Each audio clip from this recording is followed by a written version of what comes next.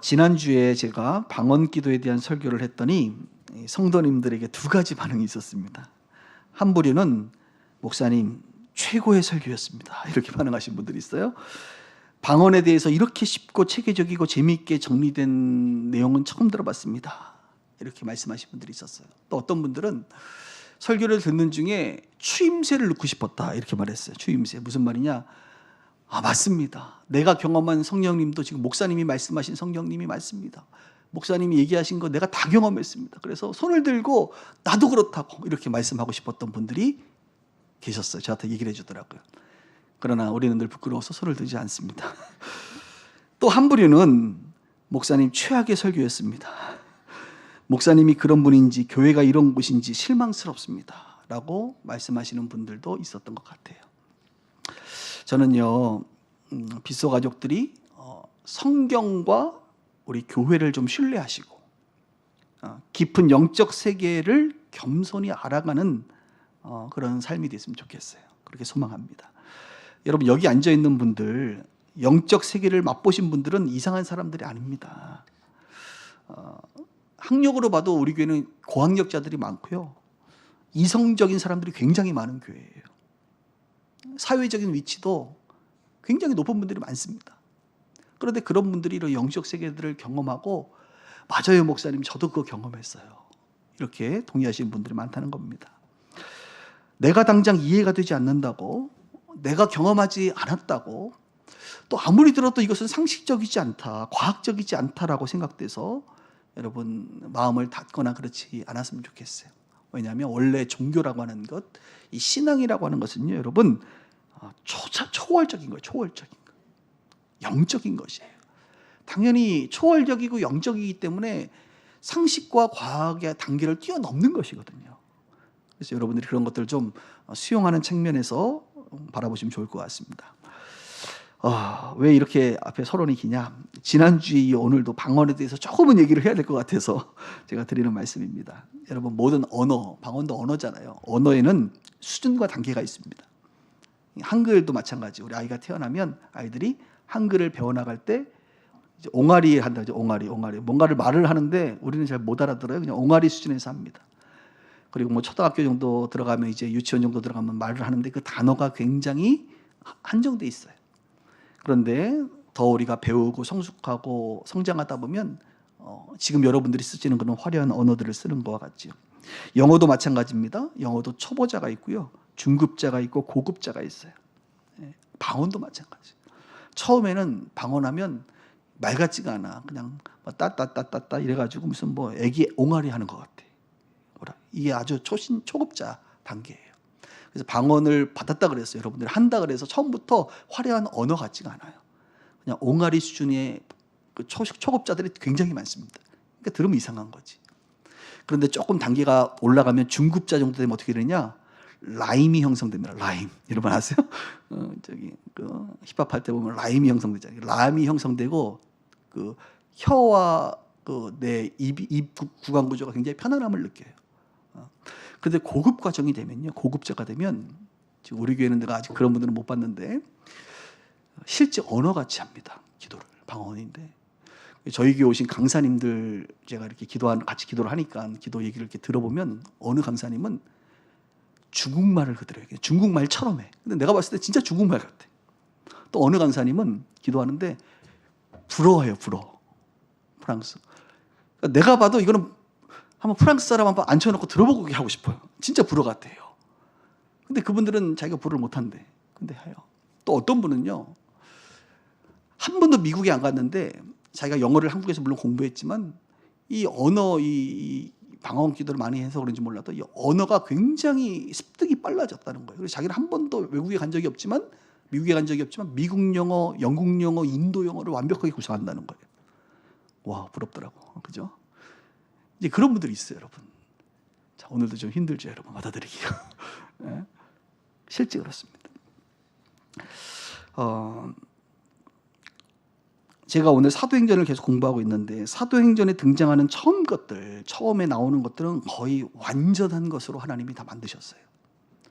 처음에 교회가 등장한다 그러면 교회의 완전성, 사도들이 등장한다, 사도들이 완전하게, 은사가 나타난다. 은사가 완전하게 하나님 만드셨다고요. 왜냐하면 처음부터 부실하게 안 만들었어요. 가장 완전한 것을 먼저 보여주셨어요. 이것이 최고치다라는 것을 말씀하고 있는 거예요. 여러분, 마가의 다락방에 몇 명이 모였죠? 120명이 모였습니다. 왜 120명이 모인 줄 아세요? 120이라는 숫자는 신학적으로 12 곱하기 10인데 12라는 숫자는 완전수예요. 성경의 완전수. 3, 12 이것은 완전수거든요. 그러니까 12 곱하기 10, 10이라는 숫자는 만수입니다. 만수, 충만한 수예요.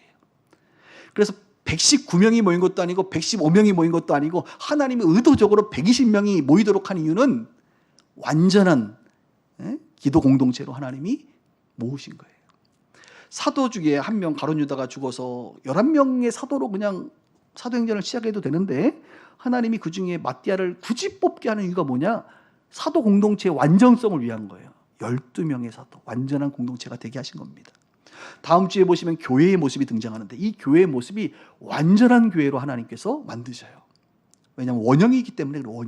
원형 자체가 부족하면 안 되잖아요. 그래서 교회 모습도 그래요. 요한계시록에 보면 완전한 천국의 백성들을 상징적으로 숫자를 뭘로 씁니까? 14만 4천 써. 14만 4천.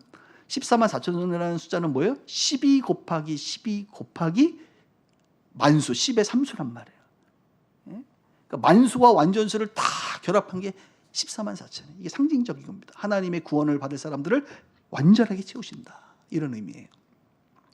그래서 여러분들이 초대교회 앞에 부분을 공부할 때 조금 이해가 되지 않을 만큼 초월적이고 영적이고 완전한 모습을 우리가 보게 되는 것을 여러분들이 이제 경험하게 될 것입니다.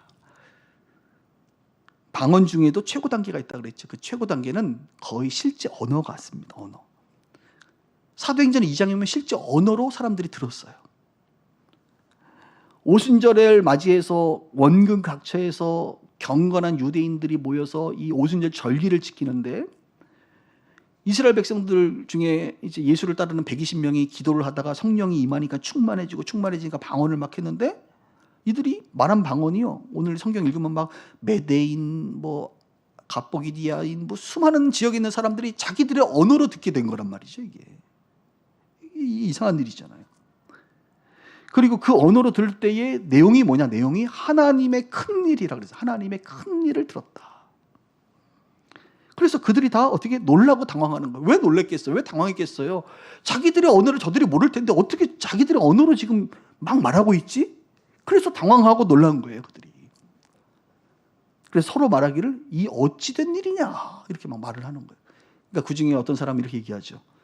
그들을 조롱하면서 에이, 그들이 술 먹었다. 술 취해서 지금 술김에 한 얘기인데 우리한테 그냥 이렇게 잘 들린 거야. 뭐 이렇게 부정하고 싶었을 것입니다. 인정하고 싶지 않았을 거예요. 그때에 이제 베드로가 그 이야기를 듣고 일어서서 이렇게 말합니다. 사람들한테. 지금이 아침 9시인데 우리가 술 취했다는 게 말이 되느냐. 우리는 술 취하지 않았다. 우리는 성령에 취했다. 성령을 받았다. 이렇게 말을 해요. 그러면서 그 성령을 받았다라는 이야기를 너희들 성경 잘 알잖아. 구약 잘 알잖아. 요엘서 말씀을 인용합니다. 요엘서의 말세에 내가 내 영을 모든 육체에게 부어준다 그랬지 않느냐. 하나님이. 너희의 자녀들은 예언할 것이요 너희 젊은이들은 환상을 보고 너희의 늙은이들은 꿈을 꾸리라. 주의 이름을 부르는 자는 구원을 얻으리라고 말하지 않았느냐. 지금 일어나는 이 현상은 이미 요엘 선지자를 통하여 하나님께서 이때에 우리 가운데 부어주신 그 성령의 역사다. 이렇게 설득을 하는 겁니다. 그러면서 너희들이 지금 듣고 있는 이 하나님의 큰 일을 내가 지금부터 설명할 테니 이스라엘 백성들아 내 말을 들으라 라고 베드로가 설교를 시작합니다. 이 이제 베드로의 설교가 그 유명한 오순절 설교라고 해가지고 나중에 보면 3,000명이 예수님을 믿게 되는, 회개하고 믿게 되는 역사가 일어나는데 이 설교의 내용은 굉장히 짧아요, 여러분. 나중에 보면 스데반 같은 경우는 설교가 굉장히 길어요. 아마 우리 교회 식구들 같으면 듣다가 힘들어가지고 자리를 떴을지도 몰라요. 어느 교회 가면 목사님들이 설교를 1시간 반 하는 교회가 있습니다. 여러분 좋은 교회 다니시는 줄 믿으시기 바랍니다. 저는 35분 안에 웬만하면 다 끝냅니다. 오늘도 30분 안에 끝나는 게 목표인데 우리 청강수 목사님 예전에 다녔던 교회는 한 1시간 하신다고 그분. 그래서 대지가 한 9개 정도 나온다고 얘기를 들었던 것 같은데 저는 오늘은 2개로 끝내도록 하겠습니다. 여러분 저는 항상 짧은 걸 좋아해요. 핵심만 얘기하니까 물론 그분은 더 저보다 훌륭하시기 때문에 잘하시지만 저는 짧게 베드로의 설교가 짧았어요. 그 짧은 내용을 지금부터 설명을 할 테니까 한번 들어보시기 바랍니다. 베드로가 뭐라고 말했냐? 하나님께서 우리에게 그리고 이 땅에 나사렛 예수를 보내셨다 이겁니다. 그리고 하나님께서 이 나사렛 예수로 큰 권능과 기사와 표적을 베풀 수 있도록 능력을 부어주셨고, 그래서 사람들로 하여금 그 예수가 단순한 인간을 넘어 하나님의 아들임을 그들이 알게 했다 이거예요. 알게 했다. 그런데 그가 십자가에 매달렸고 너희 유대인들을 통하여 지금 그분이 손에 못 박혀 죽으셨다는 겁니다. 그러나 하나님께서 그 예수를 사망의 고통에서 풀어 살리셨다. 부활시켰다 이거예요. 그는 사망에 매여 있을 수 없는 존재, 하나님이시기 때문이다. 하나님께서 이 예수를, 그리고 이 예수의 십자가와 부활의 사건, 이것을 이미 다윗이라고 하는 그 다윗 왕에게 이미 말씀하셨다. 다윗이 시편의 16편을 보면 예수님의 부활을 그가 깨닫고 이렇게 썼다는 거예요. 그가 음부에 버림이 되지 않고 그의 육신이 썩음을 당하지 아니하시리라. 이 다윗이 쓴 것은 다윗이 그냥 개인적으로 생각나는 대로 쓴 것이 아니라 하나님의 계시를 따라 다윗이 내 자손 중에 메시아가 나타날 텐데 내 자손 중에 나타날 메시아는 어떻게 하나님께서 음부에 버리지 않고 육신이 썩음을 당하지 않고 어떻게 죽으셨지만 부활시킨다라고 하는 그 사실을 다윗이 썼다는 거예요. 그리고 그 사람이 바로 메시아 주님이시다. 이렇게 다윗이 썼다는 거예요. 그러면서 이스라엘 백성들아, 다윗이 말한 이 주님이 바로 누구냐면 너희가 죽인 예수다. 너희가 이 예수를 십자가에 못 박혀 죽었으나 하나님께서는 이 예수를 다윗에게 말한 것처럼 살리셨다. 부활시키셨다. 그래서 하나님께서 이 예수를 너희의 주 그리스도 구원자가 되게 하셨다. 우리가 지금 다 이 일의 증인이다. 예수가 부활한 걸 우리가 다 보았다. 예수가 승천하는 것을 우리의 눈으로 보았다. 이렇게 말을 하는 거예요. 또한 그 예수가 약속하신 성령을 하나님께로부터 받아서 우리에게 부어주셨다. 너희가 지금 보고 들은 것은 술 취한 게 아니라 성령을 받아서 성령이 말하게 하심을 따라 우리가 기도한 것이다. 우리는 술 취한 것이 아니라 성령으로 충만한 것이다. 그래서 우리는 지금 하나님의 큰일, 바로 예수님의 십자가와 부활에 대해서 너희들에게 말하고 있는 것이다. 이 말을 이제 사람들이 들었잖아요. 듣고 나서 반응이 일어났습니다. 어떤 반응이냐? 이 말을 듣고 마음에 찔린 거예요. 우리가 십자가에 매달아 죽인 예수가 바로 다윗이 말한, 성경이 말한, 우리가 기다리고 기다렸던 그 메시아였다라는 사실을 그들이 이 베드로의 설교를 듣고 마음이 열리고 깨달아진 거예요. 그래서 뭐라고 말합니까? 형제들아, 우리가 어찌해야 되느냐? 어찌 해야겠어요? 예수 메시아를 십자가에 죽였으니 어떻게 해야겠어? 베드로가 이렇게 말합니다. 회개하고 예수 이름으로 세례를 받고 죄사함을 받으라. 그리하면 성령을 우리처럼 너희가 선물로 받으리라. 너희가 이 패역한 세대에서 구원을 받으라. 이렇게 얘기를 했더니 그 중에 3,000명이나 되는 사람들이 이 사실을 믿고 회개하고 세례를 받고 구원을 얻게 되었습니다. 이게 다예요. 이 설교의 내용. 할렐루야. 저는 오늘 이 짧은 이야기 속에서 한 2가지 정도 우리가 좀 살펴봤으면 좋겠는데, 첫 번째는 은사가 극대화되면 복음의 열매를 맺습니다. 은사가 극대화가 되면 열매를 맺어요. 우리가 나무가 심겨지면 나무가 심자마자 열매를 맺지 않아요. 이제 열매 맺을 만한 그런 극대화된 컨디션을 유지해야 열매를 맺는 거예요. 그러니까 여러분들도 우리 아이들도 마찬가지예요. 성장하면서 열매를 맺으려면 임계점을 돌파해야 된단 말이에요. 한계가 있다. 한계점을 딱 돌파할 때 열매를 맺는 거예요. 제가 늘 이런 예화 드리잖아요. 비행기가 활주로만 맨날 300km로 왔다 갔다 하면 되겠습니까? 300km를 돌파할 때 비행기가 날라. 이 나를 때가 비행기의 원래의 본 모습이잖아요. 비행기는 날라야 비행기지. 활주로만 다니면 비행기입니까? 자동차지. 그죠? 그 한계점, 임계점 돌파될 때 열매를 맺는 거예요. 은사도 마찬가지예요. 은사도 극대화가 되면 은사를 통해서 열매가 맺혀집니다. 오늘 방언의 은사가 나타났지 않습니까? 방언의 은사. 그런데 이제 좀 우리가 고민이 돼요, 사실. 고린도전서 14장에 보면 방언에 대해서 말할 때 제가 지난주에 뭐라고 얘기했죠? 방언은 알아듣는 사람이 없고 하나님과 비밀을 말하는 것이고 이것은 남이 아니라 나에게 유익이 되는 것이다. 이렇게 성경이 말했거든요. 근데 지금 사도행전 2장에 보면 여러분 어때요? 이 말하고 다 틀리지 않나요? 비밀을 말하는데 비밀은 뭘 고사하고 다 지금 하나님의 일에 대해서 막 얘기하고 있고 알아듣는 자가 없다고 바울은 말했는데 다 알아듣고 있고 지금. 그죠? 자기에게 유익이 되는 기도라 그랬는데 자기가 아니라 지금 다른 사람들에게 복음이 증거되는 다른 사람들을 위한 유익이 되고 있잖아요.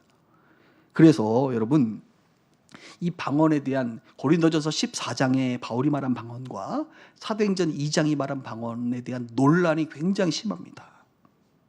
어떤 논란이 있느냐? 이런 논란이 있어요. 아니 사도행전 2장의 방언은 방언이 아닌겨. 왜? 다 알아듣고 이거는 그냥 다른 말을 어떤 특별한 능력으로 한 거지 방언 그 바울이 말한 방언 기도가 아닌 거야 라고 방언이 아니다라고 주장하는 사람이 있어요. 또 한 그룹은 방언은 맞긴 맞는데 이것도 방언이고 이것도 방언인데 이건 다른 방언이야 라고 주장해. 다른 방언이야. 그래서 방언은 두 종류가 있어. 바울이 말한 이 초보자 수준에서의 방언은 그냥 하나님과 교제하는 방언이지만 이 방언은 특별하게 사도행전의 복음을 전하기 위해서 하나님이 역사하신 방언이에요. 방언은 두 가지야 이렇게 주장하는 사람이 있어요. 또 어떤 사람은 아니야 방언은 하나야. 참고로 장 목사님은 3번을 지지합니다. 방언은 그 방언이나 이 방언이나 똑같은 방언이에요. 그런데 이 방언의 한계를 돌파하는 말 최고치. 사도행전은 항상 완전한 것을 추구하니까 방언 기도의 완전한 단계가 되면 때로는 아예 다른 언어가 실제로 나오는 경우가 있어 라고 주장하는 사람이 있습니다. 여러분 표정을 보니까 좀 재미가 있나요? 관심이 좀 있는 거죠 지금. 예. 저는 3번에 주장을 하는 사람입니다. 왜 그러냐면 실제로 방언을 기도할 때 굉장히 최대치에 있는 사람들의 방언은 들리더라고요. 목사님 그 들린다는 게 목사님에게도 성령이 있고 저들에게도 성령이 있으니까 성령이 교통하니까 통역되는 거 아닙니까? 지금 이거는 믿지 않는 사람들이 지금 듣는 거 아닙니까? 이건 그들에게는 성령이 없으니까 교통되는 게 아닐 텐데요. 맞아요. 지금 제가 말하는 건 성령의 교통이 일어나면 자연스럽게 알아요. 그래서 제가 지난주에 설교할 때 많은 분들이 공감을 했던 게 뭐냐면 성경에 나와 있지 않지만 우리가 다 경험하고 있는 성령이 교통하는 거거든. 예배를 드릴 때 기도할 때 우리가 성령이 교통하시거든. 공감된단 말입니다. 동일하게 느껴진단 말이에요. 한 성령이니까. 그런데 믿지 않는 자들이 들렸다는 것은 이것은 통역은 아닌 것 같은데요. 맞아요. 통역이 아니에요. 실제로 방언하는 사람의 언어가 그 언어가 되는 거예요. 이런 경우는 어디에서 주로 일어나냐면 선교 현장에서 일어납니다. 선교 현장. 선교 현장에는 표적과 이적과 기적이 많이 일어나는데 선교 현장에 가서 제가 경험한 건 이런 거예요.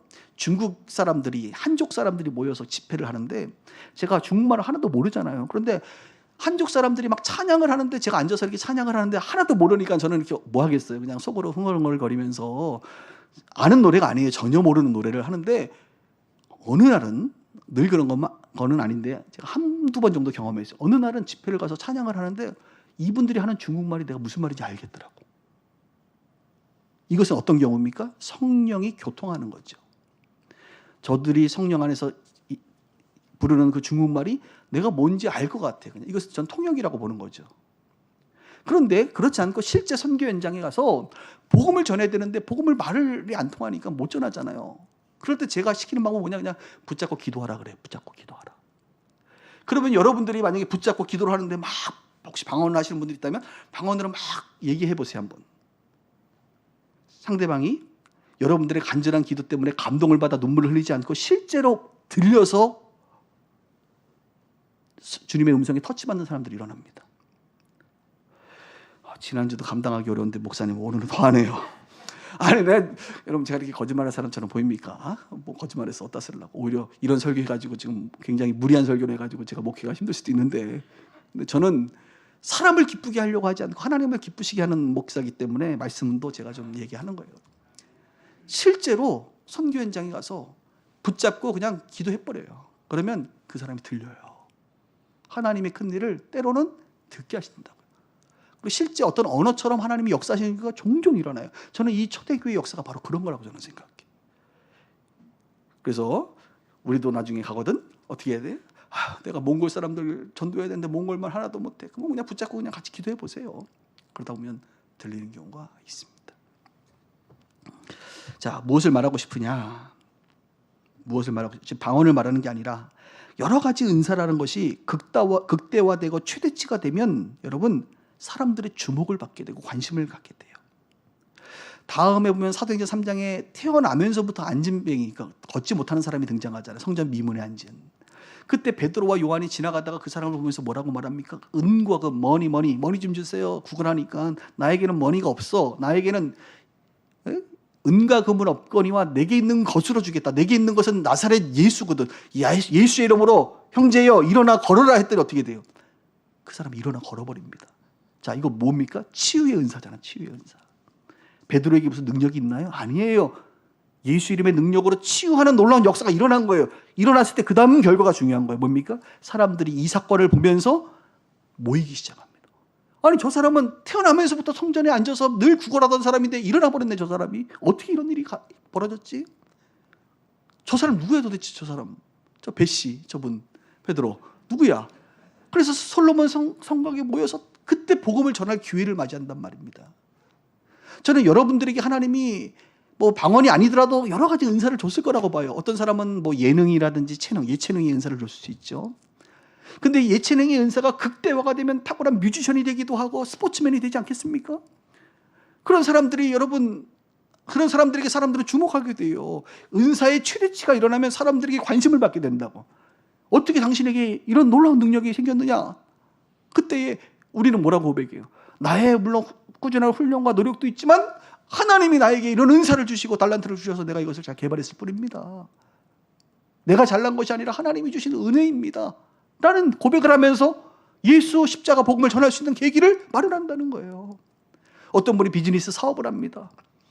근데 이 사업이 하나님 은혜를 베풀어 주시고 그 은사가 개발되어져서 놀라운 영업력과 관리 능력과 아이디어를 가지고 뭔가 좋은 사업을 해. 그럼 사람들이 궁금할 거 아니야. 관심을 가질 거 아니야. 어떻게 당신이 이렇게 내가 보니까 별 능력도 없어 보이는데 이렇게 사업을 잘해요. 그러면 뭐라고 얘기해요? 이건 제가 한 게 아니라 그냥 주님이 다 하신 거예요. 그러면서 그 주님에 대해서 우리가 말할 수 있는 계기를 마련한다는 거예요. 제가 대학 캠퍼스 사역할 때 우리 교수님들 붙잡아 놓고 늘 얘기한 게 있어요. 유학 갔을 때 은혜 받아가지고 예수 믿고 내가 하나님 나 교수 시켜주면 내가 학교에 들어가서 복음 전하겠습니다. 그렇게 헌신 다 해놓고 학교 정말 교수 되면 그때부터 안 해.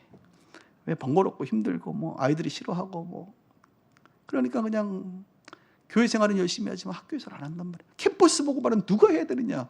교수가 하는 거야. 교수가. 학생들이 하는 게 아니라 교수가. 근데 그 아이들에게 그 교수님은 굉장한 권위자가 되고 그 분야의 전문가니까 아이들이 늘 이분 거에 관심을 갖고 가까워지고 싶단 말이에요. 그때 그 교수님이 한마디 해야지. 나의 나 된 것은 하나님의 은혜라. 너희들도 나처럼 예수 믿어봐. 주님이 나에게 이런 지혜를 주셔서 내가 이렇게 왔단다. 간증할 수 있잖아요. 은사의 최대치가 되면, 은사가 극대되면 복음의 열매를 맺게 되는 거예요, 여러분. 그래서 저는 여러분들이 기복신앙을 갖는 것이 아니라 복음신앙을 가졌으면 좋겠어요. 복음신앙. 기복신앙이라는 건 뭐예요? 나를 위한 축복을 기대하는 거예요. 나를 위한 축복. 복음신앙은 뭡니까? 복음을 위해서 축복받아야 된다는 거예요. 복을 받아야 된다. 복음을 위해서. 복음을 위해서 잘 돼야 돼. 복음을 위해서 뭔가 열매를 맺기 위해서 하나님 나에게 은혜를 베풀어 줘야 돼. 내 입을 크게 열라. 예, 크게 열겠습니다. 내 인생에 복을 주셔서 내가 좀 잘 살게 해주세요. 그게 아니라 내 입을 크게 열라. 열방을 주님 나에게 주세요. 열방을. 내가 열방을 섬기겠습니다. 하나님 나에게 지경을 넓혀주세요. 왜? 이 지경이 넓어져서 내가 만나는 수많은 사람들에게 주님의 사랑을 전하고 섬기겠습니다. 이런 마음들 말이죠. 이게 복음신앙이라 이것입니다. 복음신앙. 하나님 분명히 여러분들에게 어떤 은사를 줬을 거예요. 달란트, 재능을 줬단 말입니다. 그것이 지금 여러분이 하고 있는 직업일 가능성이 매우 높아요. 그것을 가지고 좀 더 최대치로 끌어올리십시오. 주님 나에게 성령의 기름을 부어달라는 건 뭐냐면, 여러분 기름 부으면 더 활성화되잖아요. 불이 있으면 기름 부으면 활성화되듯이 나에게 있는 이 작은 은사 주님 기름 부어주셔서 활성화되게 하셔서 최대치로 복음의 열매를 맺히는 하나님 사람 되게 하여 주시옵소서. 그런 고백이 우리 가운데 있기를 바랍니다. 두 번째는 복음의 진입구를 좀 찾아라. 이게 참 중요한 거예요. 진입구. 복음의 진입구.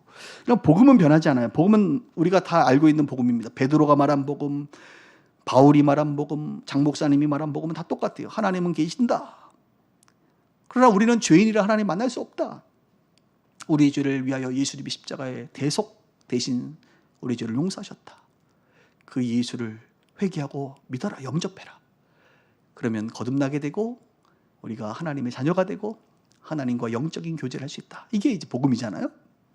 베드로도 보면 예수의 십자가와 부활을 얘기했어요. 복음을 얘기했단 말이에요. 그런데 여러분, 베드로가 복음을 얘기하기 전에 이 복음의 진입구를 어디로 치고 들어갑니까? 복음의 진입구를 잘 생각해 보세요. 다윗의 이야기를 하고 있는 것을 보게 됩니다. 다윗. 뭐 복잡하게 예수님에 대한 일대기를 다 얘기할 필요가 없어. 보니까 지금 와 있는 이 사람들에게 존경받고 신뢰할 만한 사람 딱 떠오르는 게 바로 다윗이야, 다윗. 왜냐하면 오순절을 맞이해서 오신 이분들은 경건한 유대인들이기 때문에 구약의 성경 말씀을 너무나도 잘 알고 이들은 아브라함이라든지 모세라든지 다윗 같은 사람들을 존경할 뿐만 아니라 그분들을 사랑하고 다윗의 자녀들 중에 자손들 중에 메시아가 올 것을 그들은 알았기 때문에 다윗이 뭐라고 말하고 있는지 이 예수에 대해서 뭐라고 말하고 있는지를 그 복음의 진입구를 알고 치고 들어가는 거지. 이보시오 형제들이여, 우리가 존경하고 사랑하는 그 다윗 선생님께서 시편 16편에 바로 이 예수에 대해서 지금 말하고 있는 것이고 자기 자손 중에 한 명이 바로 이 예수고 이 예수를 하나님이 죽이지 않고 살리시고 부활시키신다. 바로 너희들이 죽인 그 예수가 바로 다윗이 말한 메시아다. 그 말 앞에 이들이 아차한 거지. 다윗의 이야기를 통하여 복음을 듣게 되는 거예요. 그게 진입구예요, 진입구. 저는 여러분들이 마음의 진입구를 잘 파악하셔야 돼요. 제가 우리 성도님들에게 이런 얘기를 종종 해요. 혹시 전도할 사람 있으면 나를 한 번만 만나게 해줘라. 근데 잘 안 만나게 해주더라고, 사람들이.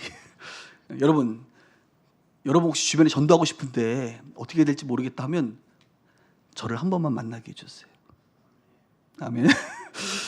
근데 이제 싫은데요, 목사님 하는 분들의 마음속에는 나는 당신을 믿을 수 없어요. 당신이 무슨 말을 할지, 당신이 이상한 얘기하면 저 사람과의 내 관계가 틀어지기 때문에 당신을 만나게 해줄 수 없어요. 이렇게 아마 생각하실 수 있는데 여러분 저를 좀 믿어봐 주세요. 지금까지 만나게 해서 실망시킨 적이 한 명도 없습니다. 그죠? 최근에도 어느 분이 자기네 직장 상사를 저를 만나게 해줬어요. 그래서 그분과 대화하고 나서 이제 좋은 교제를 했는데, 그리고 차를 이제 저를 모시고 갔다가 모시고 오는데 차 타고 오면서 이분이 감동을 하더라고요. 와, 우리 목사님은 정말 세속적으로 얘기하면 선수네, 완전히. 여러분 저 선수입니다. 저 거의 그냥 워낙 제가 이 전도를 많이 했기 때문에 진짜로 만나자마자 하나님 계세요. 당신 죄인인 거 아세요? 예수 믿어야 돼. 아니면 지옥 가. 뭐 이렇게 얘기 안 해요, 여러분. 오해하지 마. 저 그렇게 얘기 안 합니다. 절대 얘기 안 합니다. 그런 얘기.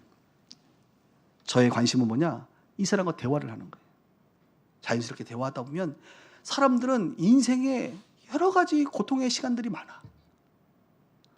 우울증에 걸린 사람도 있고, 자식들 때문에 속 썩여서 고통받는 사람도 있고, 비즈니스가 안 돼서 힘든 사람도 있고, 경제적으로 너무너무 고통받는 사람도 있고, 또 몸이 지금 너무 아파가지고 하루하루 살기가 너무 싫은 사람도 있고, 뭐 수많은 사람들이 있단 말이야. 그렇게 대화를 하다 보면 어떻게? 나는 진입구가 발견되거든.